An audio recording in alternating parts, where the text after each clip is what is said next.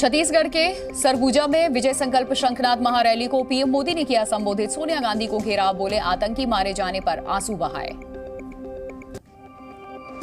प्रधानमंत्री मोदी का कांग्रेस पर आरोप, बोले सामाजिक न्याय और सेकुलरिज्म की हत्या की है, अपने वोट बैंक को आरक्षण देना चाहती है कांग्रेस।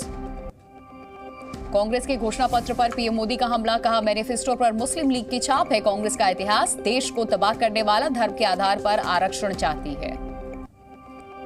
कांग्रेस के घोषणा पत्र पर राहुल गांधी का बयान, कहा कांग्रेस का घोषणा पत्र क्रांतिकारी, ये घोषणा पत्र नहीं सामाजिक न्याय पत्र।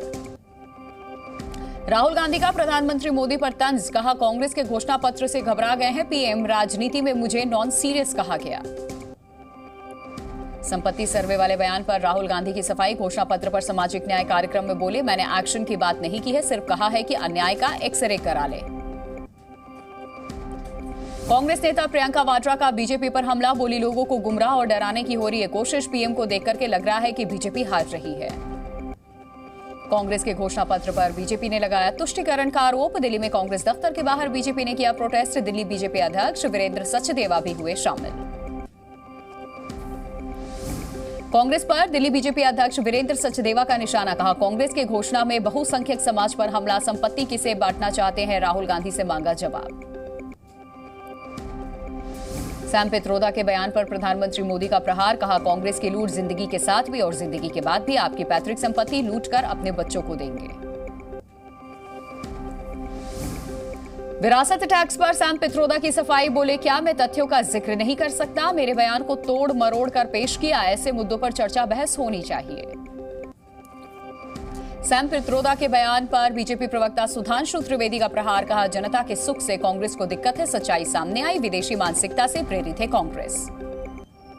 सैम पित्रोदा के बयान से कांग्रेस का किनारा, जयराम रमेश बोले लोकतंत्र में हर कोई बहस को स्वतंत्र है, ये पित्रोदा के विचार कांग्रेस के नहीं है।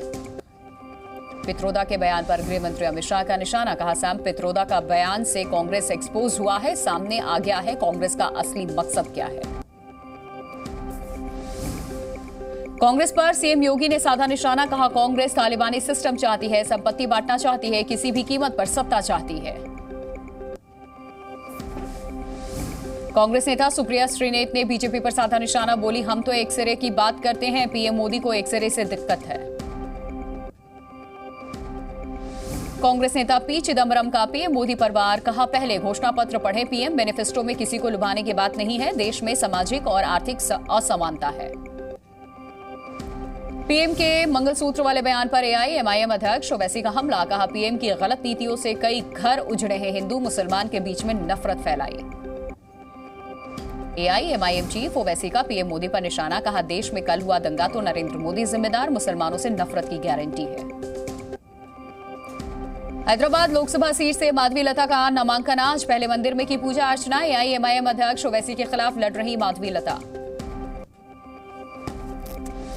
नामांकन दाखिल करने से पहले बीजेपी प्रत्याशी माधवी लता ने किया रोड शो, केंद्रीय मंत्री अनुराग ठाकुर रहे मौजूद, नामांकन के दौरान भी मौजूद रहेंगे। हैदराबाद से बीजेपी उम्मीदवार माधवी लता का ओवैसी पर हमला, कहा बाहर से लोगों को लाकर बसाते हैं ओवैसी, मुसलमानों के लिए ओवैसी ने किया क्या।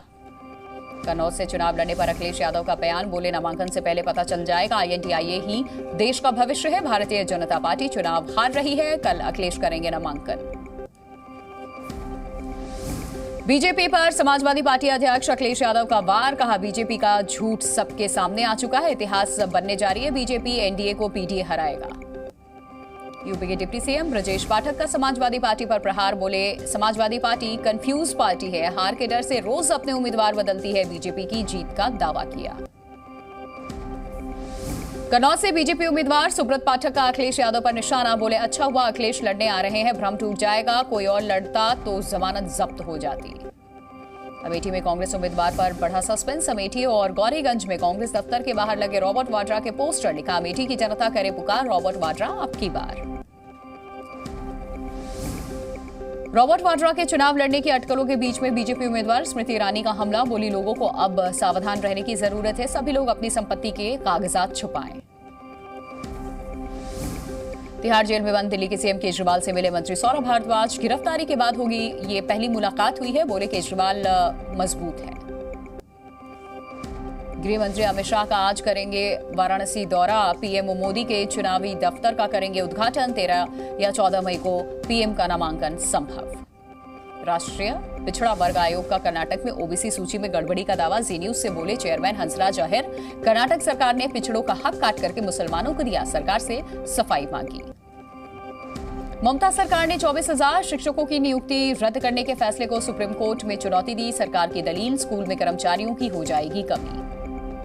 संदेश खाली के गुनहगार का नया वीडियो आया सामने। पुलिस वैन में आंसू बहाता दिखा शाहजहां शेख। बेटी और पत्नी को देखकर निकले आंसू।